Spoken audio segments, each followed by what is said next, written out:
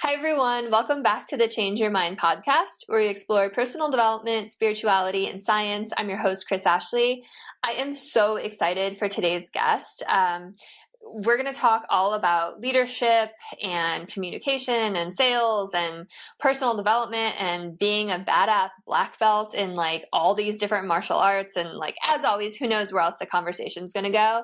But I have a really big treat for you as a guest today. So I'm excited for you. And for me, I'm going to learn a lot along with you. First, couple quick announcements. Head over to the links in the show notes. You're going to find ways to connect with my amazing guest. You'll find ways to connect with me on social media, ways to sponsor the podcast. You'll find links to my book, Change Your Mind to Change Your Reality. It was endorsed by 3 people from the film The Secret: Marcy Shimoff, Michael Beckwith, Bob Doyle. It was also endorsed by John Gray, who wrote Men Are From Mars, Women Are From Venus, so go check it out. You'll also find links to my 2 TV shows. If you're more interested in the metaphysical woo-woo side of everything that I teach and talk about, I've got 2 TV shows that we dive deep into all of that, so go check those out. Links will be in the show notes.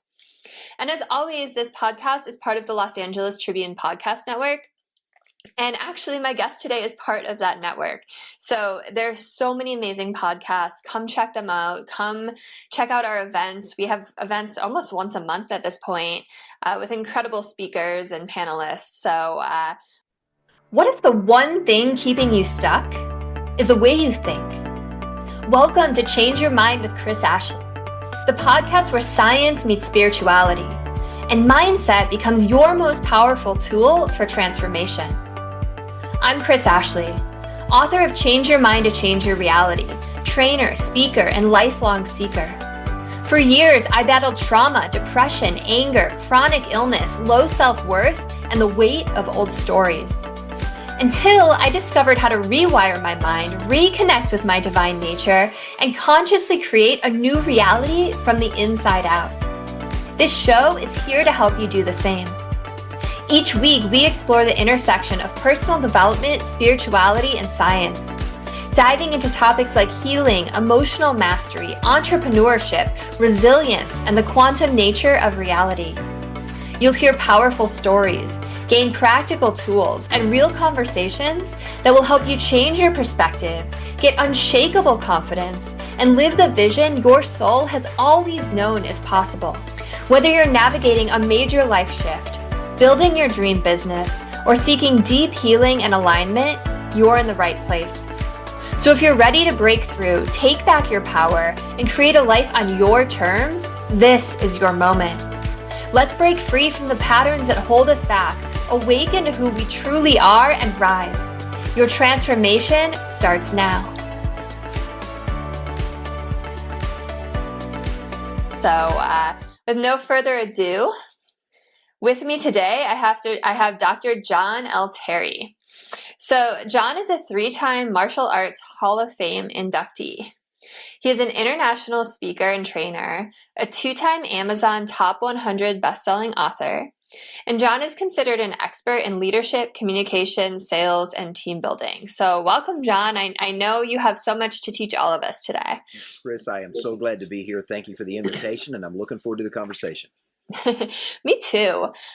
So I told you in the green room I don't do any prep, and that was like a little bit of a lie because everyone gets the exact same first question. And that is, what is your origin story? Like, what put you on this amazing path to, I guess, 2-part, become a Black Belt Hall of Fame inductee, and 2, just become this international speaker and best-selling author and expert in leadership? You know, Chris, it all started with one single event, and that was when I was 13 years old. My parents relocated from a big city to a small town. And when I lived in this big city, I was a big city nobody. I was one of 99 kids on the football team, and I got one snap of the football the entire season. And so Dad had an opportunity to leave the clothing business he'd been in for years and get involved with the furniture business. And so as we're moving, Dad's really building this move up as an opportunity to go become a small city somebody. Being in a smaller school, greater opportunities to play ball and do the things that, you know, as a young boy you wanted to do. And when we got to this small town, I did become a big city or a small town somebody. I became the target of every bully in school. Oh, no. And so my dad's solution to this wasn't to relocate to Fort Smith, which is what I wanted to do so I could go hide at school and be the nobody. I thought Dad was going to go talk to the principal. No. He picks me up one day and he says, we're going to solve this bullying problem. And he drives me down and he drops me off at a karate school. What I didn't know is my dad had recently sold the instructor a bunch of furniture for his home. And he was telling the instructor about my situation. He said, well, we don't normally take kids in our school, but I'll make an exception for your son because I've got another student that would be just about his size. And so I show up at this school and I walk in and everybody there looks like to me a monster. Now I'm 75 pounds soaking wet, maybe 5'4", 5'5", and I'm looking at these men 6'2", 6'3", 6'4", look like they all walked out of a bodybuilding gym, and I'm thinking, my God, these guys are going to snap me in like a twig. And the instructor welcomed me, and he said, John, I'm glad you're here. He said, we have a new student that's also joined us that's just about your size. And he points to the corner, and out comes this beautiful 23, 24-year-old girl. And as a 13-year-old boy, my heart starts pounding, and I'm thinking, this is going to be great. What I didn't know is she'd come out of a bad physical relationship, and she was there to learn self-defense. So, Chris, my dad's paying good money for me to get beat up by a girl 3 nights a week. So I'm getting beat up at school, and then my dad's paying money for me to get beat up like a girl, and I'm like, Dad, this isn't working. And my dad, in his infinite wisdom, he said, son, when you learn to fight like a girl, the bullying at school will stop. Well, I stopped and I thought about it, and this girl was beating everybody in the school that we were involved with, the martial arts school. And I thought, well, if I can learn to beat her, I can learn to beat all the guys in the school. And if I can beat all these big guys at the school, surely I can handle myself in the junior high there in the little town we were living in. And as I began to learn to fight, I began to build my confidence. And as my confidence began to build, all of a sudden the bullying at school stopped without ever having to engage in a fight. And at that point, I fell in love with the martial arts and began to pursue that with passion. And for the last 52 years, that's been my life. And as a school owner, I wanted to be more than just a martial artist. I wanted to help kids learn to recognize what it meant to be a martial artist. And that wasn't just punching and kicking. It was about living a life of discipline. It was about living a life of courage. It was about living a life of integrity. It was about serving other people. It was about recognizing that you've been put on this earth on purpose for a purpose, and finding that purpose, what I call your black belt leader within, and releasing that to go make a difference in the world. And I began to speak on that, and I began to write on that. And one thing led to another, and now here I am, 3 Martial Arts Hall of Fame inductions, 5 black belts, 10 books, now 4 bestsellers on Amazon, 1 as a LA Tribune bestselling author. It's been an incredible ride, and I'm enjoying what I do, having an opportunity to change lives for the better every single day. I was like welling up with tears as you were telling your story. I mean, it might also be because I'm pregnant and hormonal, but that was such a cool story. It reminded me of what's like the new version of Karate Kid where they're all grown up that they've been remaking. Have you been watching it? The new remix. I don't know the actual name of the movie. Oh, what is the name of it? It's driving me crazy. But there's that one character in it, the Hawk character, and he gets beat up and he like goes to his karate dojo and he gets like the shit kicked out of him and he like runs out and everyone thinks he's like going to cry and like do the same thing he does normally, but he comes back the next day with like blue hair and a mohawk and a leather jacket and like this total like confidence, different personality, and it totally reminds me of that. I love it. That's such a great story. So what are you actually a black belt in? You said 5 different methods. So I have black belts in Shorin-ryu, which is an Okinawan style of karate. I have a black belt in a self-defense system of Kempo. I have a black belt in Japanese Jiu-Jitsu. I have an instructor certification in Jeet Kune Do. I have an instructor certification in Krav Maga. Wow. So the equivalent of 5 black belts. Amazing. So you're not the kind of guy we want to run into if we're doing bad things in a dark alley or something, right? I'm in the dark alley with you. Yes. With you, yeah, for sure. Very cool. So when you started writing on all of this, what did you start with? Because I know you're an expert in leadership, but you also speak a lot about personal development, right? So like, where did you start with your first book? It's funny because my writing started in elementary school. And I had a teacher that discovered I had a passion for writing, and she began to encourage me to write. And so I began writing and actually performing little 3-act plays in elementary school. And so that was really my first start. And then I got involved in writing novels, short stories. But my very first book was actually a book on biblical principles of money management. I had met a good friend, Malcolm McGregor, who was the Christian CPA for the 700 Club. He and the pastor of the church I attended were good friends, and he came in to do a conference and spent a few weeks in our community. And I had an opportunity to be his attaché and just kind of follow him around everywhere he went, and his driver, and whatever he needed, I was there to do. But as we began to interact, he discovered I had a passion for finances and understanding money and how it works, and had a good understanding of the Bible, and all throughout the Bible where we see these incredible teachings on money. And Malcolm asked me as he's getting ready to fly back to California, he said, "John, God's given you a gift. What are you going to do with it?" And my response was, "Malcolm, I'm 23 years old. I don't know." He said, "Well, I want to challenge you to write a book." He said, "I did, and it can change the world."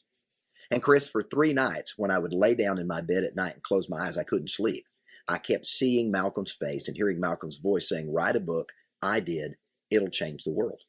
So after 3 days of not sleeping, I drove to Little Rock, Arkansas, and I bought a computer I didn't know how to use to write a book I didn't know how to write. That book ended up being picked up by Beacon University, now Christian Life School of Theology, and became a required reading in their economics class. And that literally went into 25 countries or more, 25 countries I know of around the world, and has literally touched tens of thousands, maybe hundreds of thousands of lives. And I never left Arkansas, but literally touched the world, just as Malcolm told me in those words, "Write a book. I did. It'll change the world." And for those I have serious goosebumps. lives, I did that. And it's exciting. That book's now in its 4th edition. It's now available on Amazon. And I still get emails from time to time, people reaching out saying, "Thank you for sharing your wisdom in this area." And that's just been something that's just been really exciting for me. And that's so cool. A great way to, segue into writing and doing something unique. Yeah. That's really, really amazing. I love it. You were meant to write that book for sure. Yeah. Okay, I have to add, I mean, I'm not super familiar with the Bible, but can you just give me like 1 or 2 little things in the Bible that talks about finances that was helpful? It's interesting. If you go back and you read the Bible, whether you're a person of faith or not, there's a lot of biblical principles there that are applicable to everyday life. And if you read the red letters of Jesus, Jesus taught more on the subject of money than he did on heaven or hell. And most people don't realize that, because he understood that if we don't learn to manage our affairs will manage and control us. And one of the things that he shared very easy is he says, you can't love God and love money. And he taught that money is a tool that we use to help us live life and to achieve, our goals and dreams and aspirations. And then from that, if we fall in love with money, money can become a trap that we become emboldened to and can literally make us its slave. If we think we've got to go spend it all now and we spend tomorrow's money today and we go in debt, we literally become a slave to that credit card every single month. And that's just one of many examples throughout the Bible that we see. Wow. I mean, that's real. Like that's legit. I had no idea Jesus taught about money. Yes. I've never read the Bible, but I've been watching The Chosen, and I grew up without any kind of religion. My dad's family was Jewish. My mom's family was Catholic, but like neither of my parents like followed anything. But I've been watching The Chosen, and I'm like, wow, I really love Jesus. Like, I understand why people love Jesus. And I mean, I've read A Course in Miracles. I love A Course in Miracles. I don't know how you feel about that, but yeah, I really want to read the Bible now, actually. Excellent. Yeah. Yeah. That's so interesting about the money thing. I had no idea. So what were your books after that? Because I know you have some really fascinating books and fascinating methods of writing them too. My 10th book actually releases this Friday. And so I'm really excited about that. It's called Musings of the Master, Volume 2. But most of the books that I've written are in the personal growth space. Now, one of the follow-up books that I did to my first book, which is called Dollars and Cents, A Kingdom Perspective on Money, is a book called Christian Martial Arts. When I was involved in running martial arts schools, we had an openly faith-based school. And most people said, you can't do that in a retail location. Well, I proved them wrong, because we had 3 schools in 3 cities. We had over 200 kids enrolled in between the 3 schools, not to mention 50 to 60 adults. We were doing well in what we did. Now, we weren't proselyting kids, and we had kids and adults in our program that were Muslim, that were atheists, that were Jewish, that were Hindu, a variety of different faiths, but we taught character development using the Bible as a guide. and how to learn to serve other people, to love other people, goodness, kindness, greatness, simplicity, looking at what is called the fruit of the Spirit, love, joy, peace, and patience, and teaching what those things meant in the lives of our students made them better people and better members of their community. And as a result of that, that's what attracted parents to our school, because we focused on academic excellence, we focused on community service, we focused on being men and women of integrity and understanding what that meant, and then we also focused on the self-defense aspect of martial arts. So as a result of that, we had an incredible outreach. And so school owners started reaching out and saying, how have you been successful doing that? So I wrote a book called Christian Martial Arts, The Passion, the Calling, the Journey, where I documented my journey in setting up and establishing a school that used the Bible to teach faith-based character values. And that has literally gone on to touch the world as well, and has really shaped the lives of a number of martial arts school owners that needed a guide to implement that in their schools. And then from that, really launched into the personal growth space. And probably my signature book there was a book that I released in April of 2020, right as COVID was started, and it's called Black Belt Leadership 101. And that is looking at what I've learned over 50 plus years in the martial arts and how we apply those teachings to leadership. So I took the word black belt and I turned that into an acrostic. And each letter in that black belt is a different character quality that you need to learn to develop in your life if you want to become what I call a black belt leader in life. So that book literally walks you through white belt to black belt and how to become a black belt leader and to live your life with black belt excellence. That book, worst time in the world to have a book launch, you would think, because I'm planning this national book tour and the whole world's and so I'm thinking, okay, what am I going to do? Well, it just turns out that if nobody can travel and nobody can go anywhere, guess what they did? They bought books and they read books. So that book ended up being on the Amazon bestsellers list for almost 6 months. And that was just very, very exciting for me. And then once the world opened back up and I got an opportunity to get back out, still travel and teach on that book. But to that, I've added a number of different books in the personal growth space and other areas of learning to master yourself. Very cool. It sounds like you were doing amazing work with your karate studios. And, that's something anyone could get behind, right? Absolutely. Service and love and compassion and community service and academics and personal development. So I love it. That's very cool. And I think, those are definitely the universal qualities that I think all religion and all spirituality has in common. Like, I think we all have more in common than we have that divides us. So that's really, really cool. So what do the letters in the Black Belt leadership stand for? I knew you were going to ask me that. Yeah, of course I'm going to ask. So let's walk through that real quick, because that's an interesting study in and of itself. Okay. So when you think of the black belt, you've got the B. The first B is belief. You've got to believe because you cannot achieve what you do not believe. The L is for learning. If you want to become a black belt leader in life, you've got to learn what it means to lead yourself well so you can ultimately lead other people well. So it starts with learning leadership for yourself and then learning how to lead other people. The A in that comes into accountability, because part of being a black belt leader requires that you be accountable to yourself, to be accountable to the others that you're ultimately going to lead. The C is for communication. You've got to learn to communicate and communicate effectively, because just because we say words to each other doesn't mean there's understanding. So communication goes not just to the words that are said, but the meaning and intent behind them, as well as the importance of learning to be an effective listener so that you got an opportunity to understand and hear what the other person is saying from their perspective.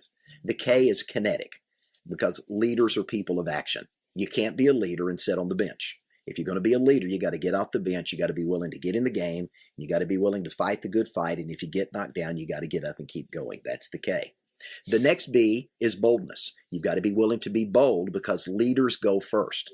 If you think about a leader as the person taking a group, it's the Indiana Jones story.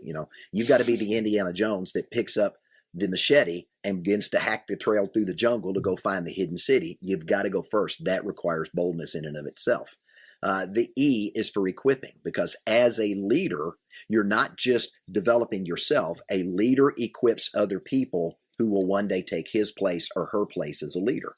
So if a leader is not equipping and developing people, they're not a leader. They're a dictator. And then as we Totally. move on, then you've got the L, which is loyalty. And again, that builds on the accountability that we talked about earlier. A black belt leader is loyal to themselves. They're loyal to their passion. They're loyal to their calling. They're loyal to the people that they're leading. And as a result of that, they're going to work together and make sure that they're serving each other the way they would want to be served. And then the T is transformation. When you practice the others, your life begins to transform and it begins to change as you begin to learn and grow and you get on this process of continual development. As a leader, you begin to expand and grow and your life begins to change. And as your life begins to change and you develop your ability to lead yourself, you now can lead others at a greater capacity and take them places maybe they couldn't go on their own. So that's the first 9. Now, the last one is a hidden trait that you don't see, and it's the martial arts element concept of Mushin. Mushin is a concept that means no mind. When you begin to embody what we talked about in those initial 9 character qualities, and you practice them to the point they become second nature, you don't have to think, what would a leader do in this situation? Because it becomes who you are. It's just like when you get up in the morning and you go to walk to your bedroom door, you don't think, oh, I need to grab the doorknob and turn the handle and pull it. You just do that by default because it's become a habit. And as you practice these 9 character qualities and they become habits in your lives, you begin to live those out in your daily routine. And lo and behold, you're the leader that everybody wants to follow. Yeah, and it just happens. Amazing. I love those so much. I love the way that you say it like a quip. I never would have thought about that for like developing people, but yeah, those are really great. So have you, I know you've had so many people go through your school, and I think you even said you trained a few people to open their own schools. What kind of transformation have you seen in other people applying all of these leadership qualities? You know, it's interesting because when I started my 3 schools, I didn't want to be a school owner, but I had a couple of young men that came to me and they wanted to open a martial arts school. That was their passion. That was what they wanted to do. And they were great students, but they had no business background and they had no money. So I said, okay, let's go into partnership. I'll put up the money. I'll teach you how to run a business and we're going to build a school. I'm going to teach you what you need to know to run the back end of the school and to run it as a business, which is something that many martial arts school owners and instructors to this day don't pay enough attention to. Yeah, totally. So I taught them that side of the business and they developed their martial arts skills to a very high level.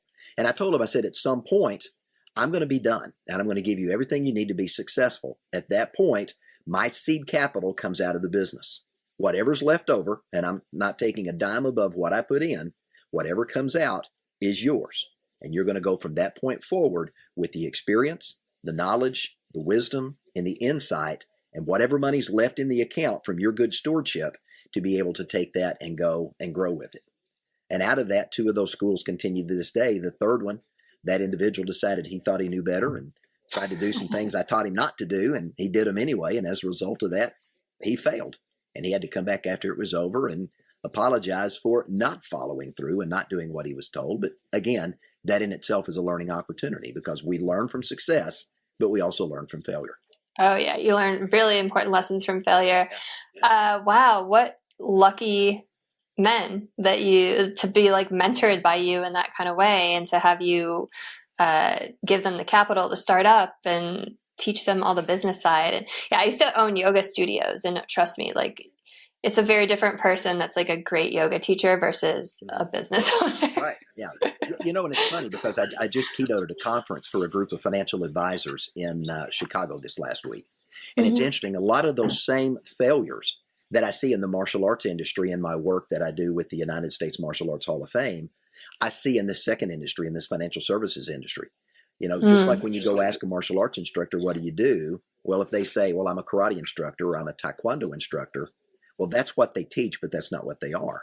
They're a business owner that teaches martial arts. You go in the financial services industry and you ask them what they do. Well, I'm an insurance agent, or I'm an investment advisor representative, or I'm a stockbroker. Well, they just limited themselves to that one thing rather than seeing themselves as a business owner that trades stocks and bonds or sells insurance or does manage money, but they can do other things. It expands the opportunity rather than limits the opportunity. And so that's part of what I do through Black Belt Leadership is take these concepts and principles into corporate America to help people discover their own Black Belt leader within, and then use that to build world-class organizations that serve their clients at an ever higher level. Yeah, I think that's really smart because the way that we describe ourselves and the way, especially to other people and to ourselves, dictates the future that we're going to have, right? Like our words and our thoughts and our beliefs become things. So how you see life is how you do life. Yeah, all exactly. you see yourself is a yoga teacher or an art teacher or a stay-at-home mom or a whatever, and you limit yourself to that, you just put a lid on what you're capable of saying, doing, and becoming. What do you call yourself then? An entrepreneur or a business owner? Yeah. I am an individual who helps people discover, develop, and deploy their own Black Belt leader within so they can uncap their potential and have an opportunity to achieve their greatest dreams. Boom. I love it. The elevator pitch. It's awesome. Absolutely.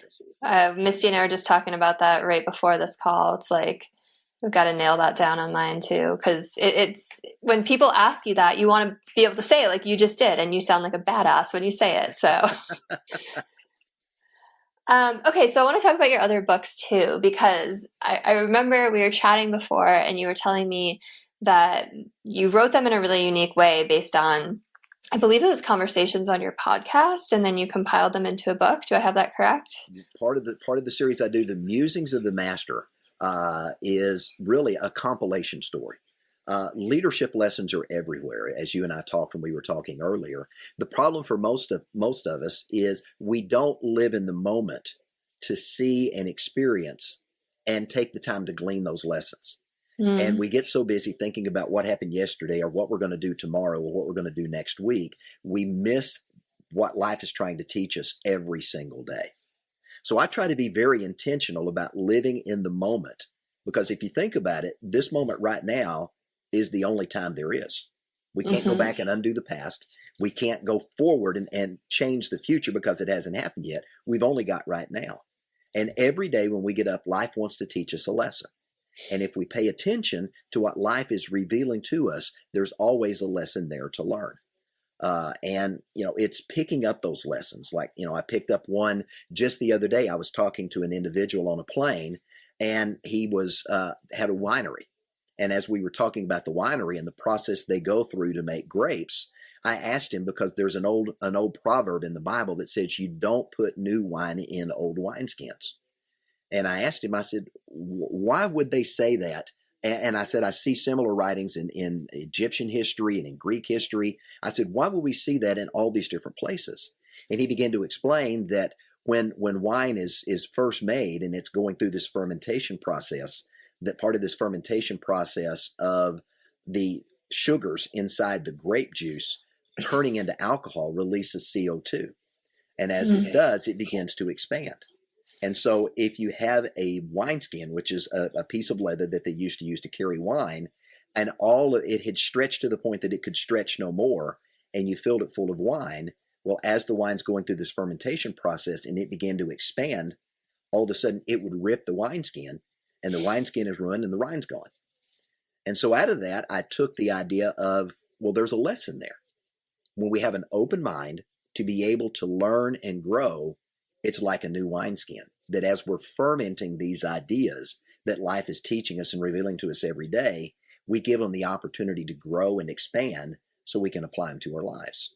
Or we can turn around and have a closed mind, like an old wineskin, and be rigid and brittle and say, this is the way we've always done it, and we're not going to change. And we get this attitude that there's only one way instead of many ways to do things. And if this is the best way, there's not a better way. And if we choose that, then we just limited our ability to explore new ideas and to learn and grow. And the minute we stop learning and exploring new ideas and growing, Ray Kroc said it well, as long as you're green, you're growing. But once you're ripe, you start to rot. I love that. That's a great, and I love that. And I just appreciate people like you that look at life that way, right? They're always trying to learn. They're always trying to grow and expand and level up. Because I think that's why we're here as humans, right? Yeah, we're here to learn and grow. My son took me to a Batman movie, and I'm sitting there watching Batman, and I'm watching this character Two-Face in the movie. And in the middle of the movie, I grab my phone and I start taking notes about Two-Face. And he looks at me and says, "What are you doing?" I said, "I just got a leadership idea about true friends and fake friends, looking at the two sides of Two-Face." So leadership lessons are everywhere if we lean in and pay attention. As I shared when we talked prior to this about recently being diagnosed with cataracts and just recently had lens replacements in both my eyes. And I found out after they had replaced the lens in my right eye that I had lost almost all the peripheral vision in my right eye. And as a result of that, I had a blind spot I didn't know I had. But how often do we walk through life with blind spots because we're unwilling to learn and see things as they are and be aware that there are other things out there we could see and seize because we focus on doing things the same way over and over again and we're unwilling to change. So ideas like that are where I get a lot of these stories that go into these musings. And every 6 months, there will be a new volume of musings I'm going to be releasing going forward as I'm collecting and gathering. And I've got a little notebook that I carry with me everywhere I go. And every time I get a leadership idea, I jot it down. And then I go back and I'll flesh that out. And all of these will eventually become a podcast episode, an article, or a musing or something along the lines. And I'm on book number 2 of that. So there's a lot of musings I picked up just over the last few years. Amazing. I love that. And it's so true about the blind spots, right? Like we don't know what we don't know. And if we're not willing to change our perspective and maybe listen to someone else with a different point of view or see things in a new lens, like we're never going to change, right? We get so rigid. Yeah. I love what you just said. If you don't know what you don't know, one of the most interesting lines I love to use when I'm doing keynotes and I'm talking about personal growth and having an open mind is I'll add one more line to that. I'll say, if you don't know what you don't know, you don't know what you don't know. And then I'd stop and I'll let the audience think on that for a minute. And then all of a sudden you'll start seeing these people go like, "Oh, yeah." And then they kind of lean in to hear what's next. And at that point, they're realizing that they need to open up and pay attention and see what's coming and hear what's coming. Yeah. Yeah. I love that. So for the book, The Musings of the Master, do you have guests on your podcast, or is it all like leadership ideas that you've kind of picked up along the way that you just talk about on the podcast? Yeah, the Black Belt Leadership Podcast is a teaching podcast. Okay. And that was originally started out as giving martial arts school owners that wanted to be more than a martial artist, giving them content that they could use in between their exercise period and their instruction period. They'll often do what's called a mat chat, where they're doing personal growth or leadership or something along those lines. So that's where that initially started, was in my schools. And then I began to give that to other schools. And then that turned into a podcast where I began to deliver that as personal growth content. So every Thursday at 10 a.m. Central, a new episode drops on all the major podcast channels. And that Black Belt Leadership Podcast goes out every single week and has been going out now for 2.5 years, I guess. Yeah. Very cool. I'm going to start tuning into that. So I have a son. I have another son on the way. I definitely want to put them in martial arts. Like my husband, I don't remember what he's a black belt in, but he said it like changed his life, right? Gave him so much confidence, like all the things. Is there a specific martial art that's like the best to start with to build confidence and learn all these leadership qualities? All of the martial arts are good in terms of what they can teach. What's important when you get to the point that you want to put your child or yourself in martial arts is to identify what is it that you want to experience, or what is the outcome that you desire as a result of enrolling yourself or someone else in martial arts, and then choosing the appropriate style that's going to deliver that for you. Taekwondo, as an example, great if you want to get into competition and you want to have the opportunity to compete in tournaments and maybe have an opportunity, if you're really good, to get on the U.S. team and travel, or to have an opportunity to go into the Olympics. Taekwondo is great for that. If you're more focused on traditional self-defense, then maybe it's Krav Maga or one of the traditional Japanese arts. All of them are going to teach some level of character development, personal growth. If they're not doing that, then my recommendation, stay away from them. Because if they're just teaching punching and kicking, then it's more like a gym than it is a martial arts studio, because a true martial arts studio is going to develop the whole person, not just teach punching, kicking, and self-defense. Yeah. Okay. Yeah. Because I definitely want like the discipline aspect and the personal development in there. I would love to take martial arts myself. Is it like weird as like a 40-year-old woman to like start martial arts? My oldest student was my dad at the age of 7. Yes, I love So that. I found my dad at 69, came in to have lunch with mom and dad was in the living room punching and kicking to a Billy Blanks Tybo tape. And I was laughing. My mom was laughing. And I'm like, Dad, I've got a karate school down the road. And he's like, well, Yeah. I'm too old for the martial arts. Well, for his birthday, I gave him a karate gi and I gave him a certificate for classes.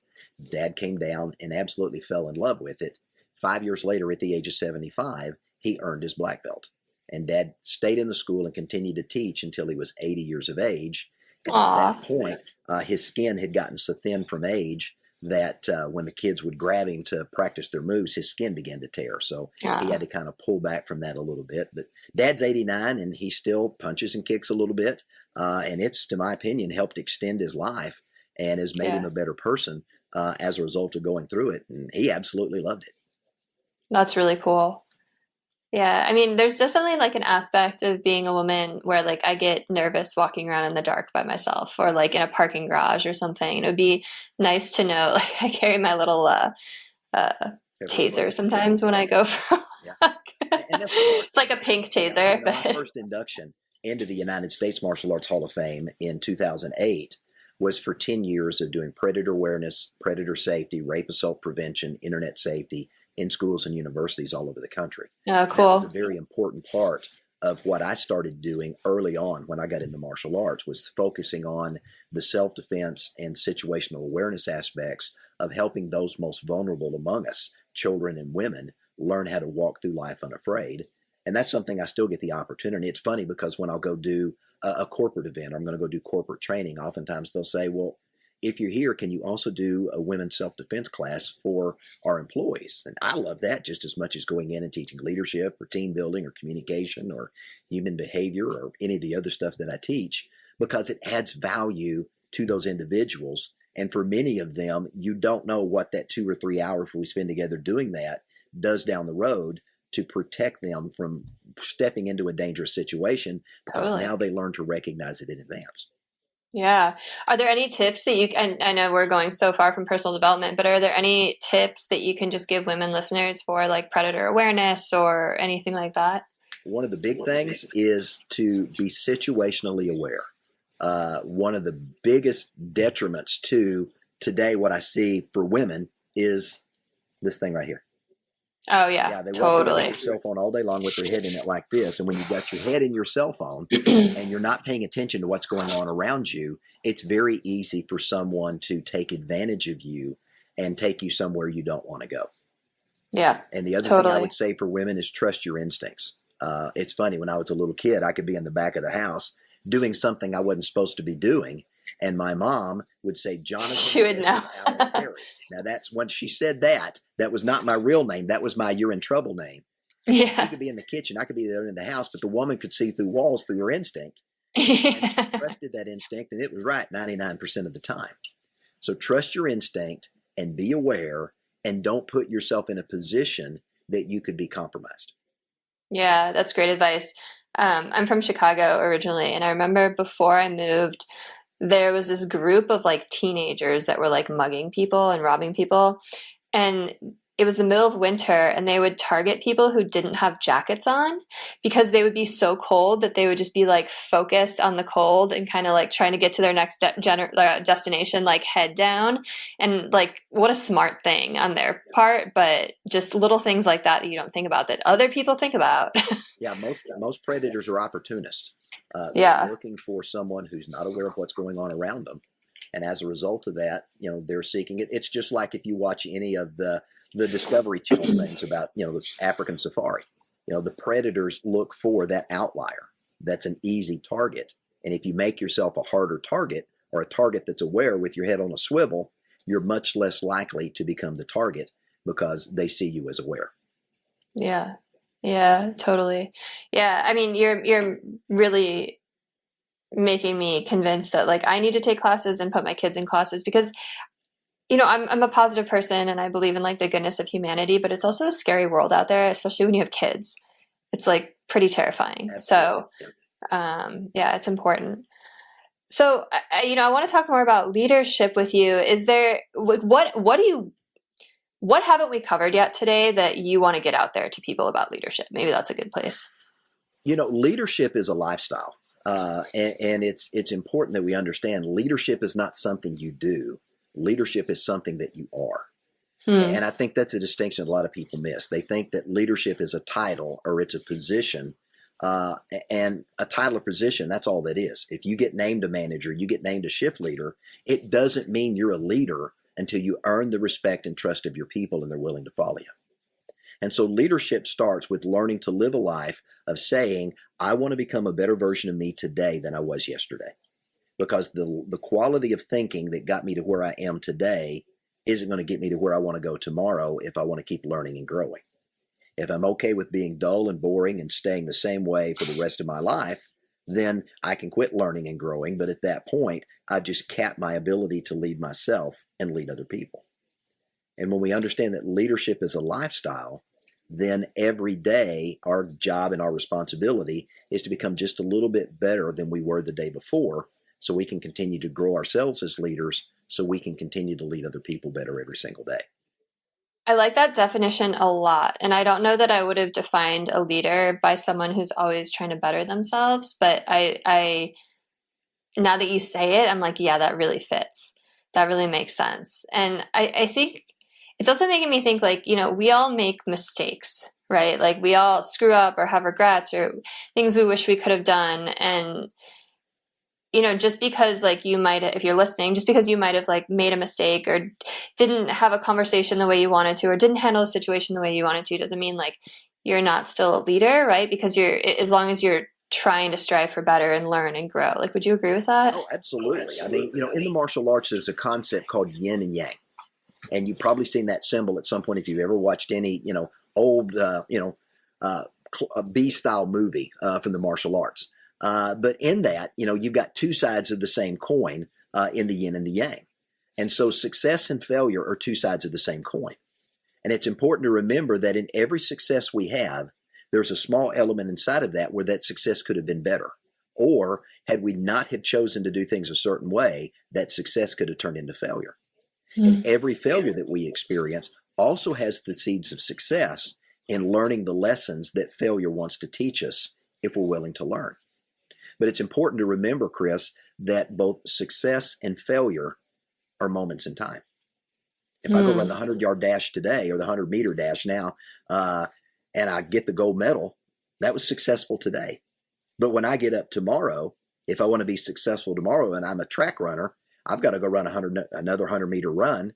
And if I'm not, if I don't win the gold, well, I wasn't successful that day. I got out of the blocks too slow, or I didn't focus as I ran, or I didn't drive my arms or legs, or that day somebody was faster than I was. Every day, life teaches us through success and failure what we need to do to become a better version of ourselves. The problem for most of us is we go through and we experience life, but we never evaluate what we experienced to identify and learn the lesson that's in those experiences that we go through every day.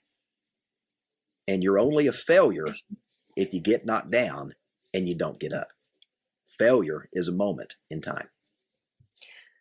Amazing. I have goosebumps, and I want like everyone to go rewind and like re-listen to that, because that was amazing what you just said. And like I've seen the yin and yang, and I always kind of like heard it was like the darkness and the light and the light and the darkness and all, or the good and the bad, but like I've never thought of it in terms of success and failure. I love that so much. So, we have a lot of entrepreneurs that listen to the show. And I know you're an entrepreneur yourself. So what kind of advice would you give to someone? Let's say they have their goal, they know what they want, and they're taking steps every day to get it, and they're doing their personal development work, and they're bettering themselves every day, and they're like out there doing the damn thing, but it just hasn't happened yet. Like the money hasn't come in, the recognition hasn't come in, like maybe the promotion hasn't come in. Like, what do you say to someone that's kind of in that in-between state? The big thing I would say there, Chris, is be patient in the process. There's an old proverb that says, when it comes to looking at life, there's seed, there's time, and there's harvest. And if you think about that, when you plant a seed in the ground, if you're going to go, my dad and my grandfather were both farmers and they loved to have their little gardens. And one of the things they both grew was corn. Well, I couldn't take a seed of corn and put it in the ground and then walk out tomorrow and go pull an ear of corn and then take it inside and eat it. Once you put that seed in the ground, that seed has to have time to nurture. It has to have time to grow roots. It then has to have time to begin to sprout and then ultimately develop the fruit that we have an opportunity to eat. And the problem with a lot of people in the entrepreneurial space is they get impatient in the process. If it doesn't happen overnight or it doesn't happen by 3 months or 6 months, we give up. Well, it's just like in the podcast world. If you've been in the podcast world, nobody listens to your podcast until you've really got 100 episodes or more, because nobody believes you're serious, because the vast majority of podcasts never make it to 100 installments. And once you get 100 episodes under your belt, now you begin to have an opportunity to scale your listening audience. But what you see is people will just go gung-ho and they'll get 10, 15, 20 episodes in and they look and they've only got 50 followers and they give up. But had they continued and persevered, now they've got the opportunity to demonstrate that they've got the persistence to keep going even when the going gets tough. And that's the difference between motivation and perseverance. Motivation we have when we get started. We're motivated to go change the world and we get excited. But once that excitement wears off, if we can't stay focused on what our ultimate goal or objective is and keep pushing forward, we quit before we have the opportunity to achieve. And I'll give you an example. I have a good friend of mine that many, many years ago, he was an investment banker. And he loaned some money to some individuals who wanted to purchase some land because they believed that there were emeralds and they had an emerald mine they wanted to dig. Wow. And they began to dig in this particular area. I believe it was North or South Carolina. But as they were digging, they pulled a few small gems out. And then all of a sudden, that mine dried up. The money ran out and they quit. Well, my friend, because he put the money up, he had a lien on the property. He got the property back. And one day, just on a whim, he decided, I'm going to go out there and just see what they were doing. And he went to visit the mine and he went again to explore what they were doing. And just on a whim again, he said, well, I've never been a miner 49er, so I'm going to try it. And he grabbed a small little hand pick and a little small shovel, and he went into this area that they were digging, and he began to dig into the ground. He dug around 18 inches and uncovered the fourth largest emerald ever discovered in the world. Is that a true story? True story. Oh my gosh. In that mine that these people abandoned. 18 inches away from being incredibly wealthy, and they gave up just before they got to the finish line. Oh my God, I have goosebumps everywhere. So how many people do we know that start down a path and they're excited about this path? They're going to go change the world, whatever, in whatever capacity, but they get disgruntled along the way. And as a result of that, they quit during that time that seed is finally about to sprout and have the opportunity to burst through the ground, and all of a sudden you begin to see growth. It's like the Chinese bamboo. When you plant Chinese bamboo for the first 5 years, you don't see any growth because it's building a root system underneath the ground. Oh, wow. It's expansive. And then in year 5, you can literally watch that tree go from nothing to grow to somewhere between 6 and 30 feet in 1 year when that bamboo finally takes off. But oftentimes we quit, or we go back and dig the seed up before it's had an opportunity to really germinate and get the roots in the ground. And if we go dig it up, we just destroyed the roots that were ready to bring forth the fruit. So it really goes back to that one of the scrolls in Og Mandino's book, The Greatest Salesman in the World, where one of the scrolls says, I will persist until I succeed. And if we're not willing to persist, as I talk about in my book, The Black Belt Secrets of Success, persistence is required for success. I love everything you just said so much. And I love both of those stories and examples. And that's wild because I see that meme sometimes where the people are digging for diamonds, but you like know someone who happened to in real life. That's amazing. So do you think everyone is capable of success then? It's just that some people give up at the first sign of challenge or adversity or when it doesn't work out? I do. I believe everybody was put on this earth on purpose for a purpose. And I believe they were equipped with everything they need to be successful in life. But the problem with most people is they're not willing to do what successful people do in order to experience success.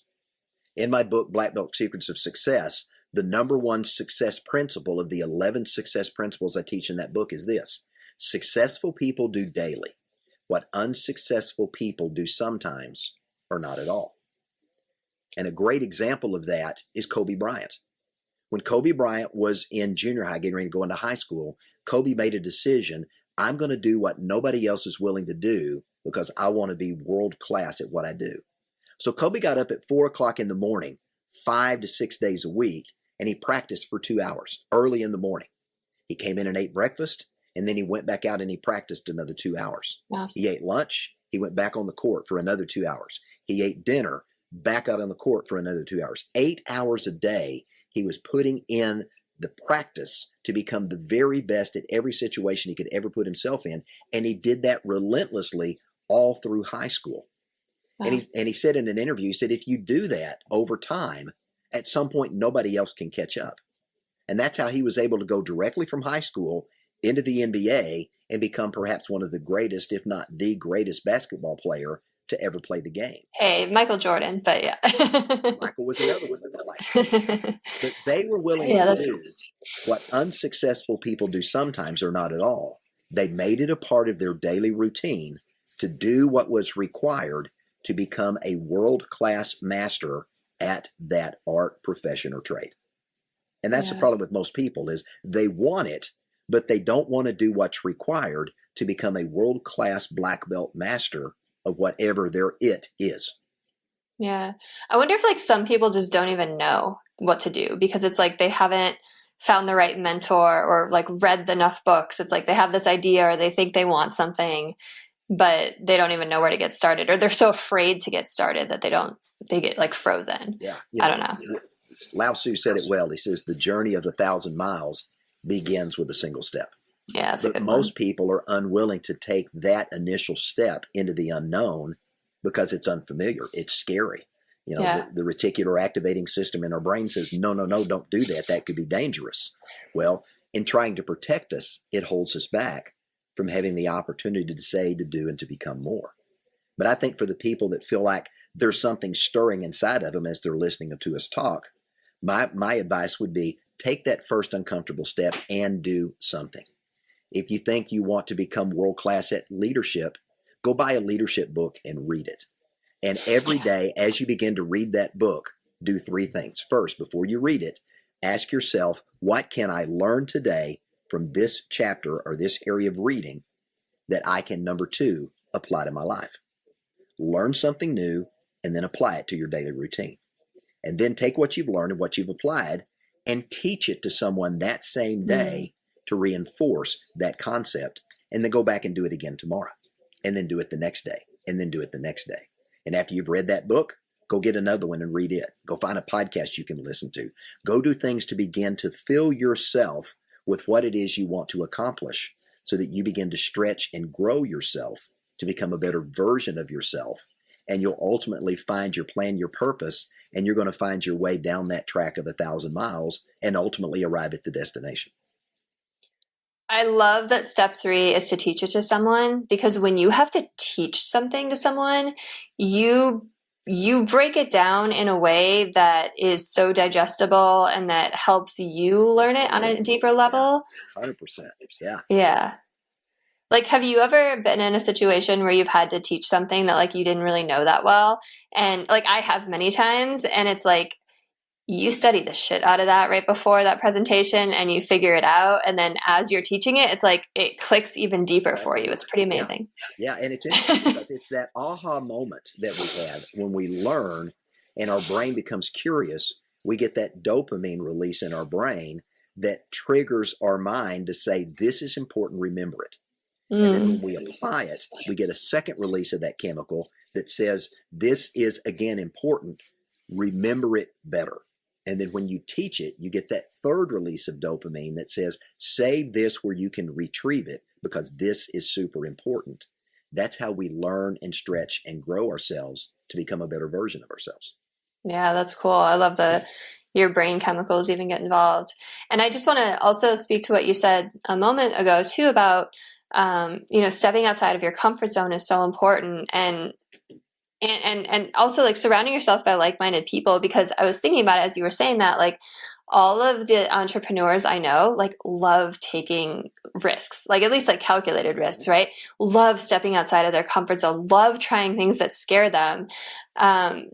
Because they know that that's how you grow, right? And then like as you do those things, they're not scary anymore. It's like, cool, what else can I do? How else can I expand? Well, it's funny. And it becomes addictive, right? Yeah. We did that as babies. Think about, your child when it was an infant, learning to sit up, learning to crawl, learning to open a cabinet door. Everything was curiosity. And as a result of that, that's why we saw this rapid growth in their development, both physically and intellectually. But then all of a sudden we get into school, and instead of teaching us to remain curious, they start teaching us what to learn instead of how to learn. And all of a sudden it shuts that curiosity off. And if we stay that way the rest of our lives, we end up living this average, mediocre, lackluster life. And we never have an opportunity to achieve our full potential and get that fulfillment that comes with living a life of significance. Yeah. Yeah, so true. I mean, I wonder how many people out there are living that kind of lackluster life because they're just lost that spark for curiosity or just too afraid to get out of their comfort zone. I would say it's around 95% of the people living on planet Earth today are living sad, mediocre, lackluster lives because they're afraid to get out of their comfort zone, and they're okay with the status quo. Yeah. Yeah, that's sad. I mean, that's why I love our group, right? Because everyone's so driven, and it's important to surround yourself by people who are on that same kind of path, right? Because you hold each other accountable, you keep each other motivated, cheer each other on, because that's the other thing. Like as you get successful, a lot of those lackluster life people don't want to cheer you on because they want to hold you back because they're jealous of your success. And rather than stretch themselves, they want to be the ones that come against you to hold you back so that you stay in that little group. And when you leave, that's something they don't like, because now they're having to look in the mirror and come face to face with themselves. And rather than acknowledge it's your problem because you chose to stay where you are as you are unchanged, and they don't want to admit that. So it's easier to point the finger at somebody else. Yeah. Yep, absolutely. I think Tony Robbins says like the more success you achieve, the more, how does he say it? Like the more rejection you'll get from people like that. Yeah. Wow, an hour's flown by. You're amazing. I absolutely love listening to you and your stories, and I love the way that you teach all these principles and how you bring story into it. You're so engaging. I was thinking as you were talking, like you're such a master at your craft. I can tell you've been at this for so long. So I appreciate you. I appreciate your time. I'm sure people want to know where they can buy your books and connect with you, and anything else you want to share. Just now's your time. Absolutely. So, Chris, I want to say thank you for the opportunity and the invitation to come be a part of your podcast today. I've absolutely enjoyed it, and we could do this for another hour and probably longer, still have a lot to touch on. I'll leave your audience with this. The people you surround yourself with are going to dictate the level of success you experience or the lack thereof. So as Chris was saying earlier, you want to surround yourself with people that are going to encourage you, that are going to challenge you, that are going to stretch you, that are going to hold you accountable, but are also going to help resource you so you can achieve your goals, your dreams, and your objectives. And if you're the smartest person in the room, you're in the wrong room. You want to be with people that are going to teach you, that you can learn from, and that you can also learn with as well. If you want to find out more about me, the easiest way to do that is to go to blackbeltleadership.com. Again, that's blackbeltleadership.com. There you'll have access to my books, access to my podcast, my newsletter, anything and everything you need to know related to the Black Belt Leader, you'll find right there at blackbeltleadership.com. Awesome. And that will be in the show notes as well as John's full bio if you want to read it. And thank you so much again, John. It's been such a pleasure. If you are listening to this and there's someone that you think it would resonate with, please send it to them. Like, comment, share, subscribe, all the things. Let's help lift humanity up. Have a beautiful, beautiful rest of your day, everyone. I'll see you next week.